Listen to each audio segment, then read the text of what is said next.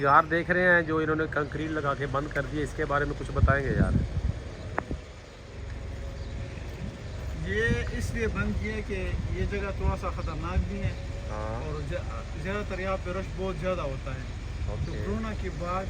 اس جگہ کو بند کیا ہوا ہے۔ بس آپ یہاں پہ آ کے صرف اس کی نہیں، نبی کریم صلی اللہ علیہ وآلہ وسلم یہاں پر کیسے آئے تھے؟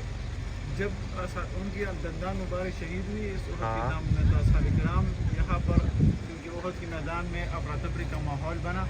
تو نبی کریم صلی اللہ علیہ وسلم کو اصحاب کرام کے گروہ نے یہاں پر اس احد کی دامن میں لے کر آئے مشرکینوں سے ایک سائڈ پہ۔ تو جب یہاں پر پہنچے تو یہ احد کی پہاڑ نے اپنا سینہ چیرتے ہوئے نبی کریم صلی اللہ علیہ وسلم کو راستہ دیا۔ آپ دیکھ سکتے ہیں پہاڑ یہ دراڑ بنی ہوئی ہے، پورا سا حصہ الگ ہوا ہے، تو یہاں پر جب نبی کریم صلی اللہ علیہ وسلم وہاں پر بیٹھ گئے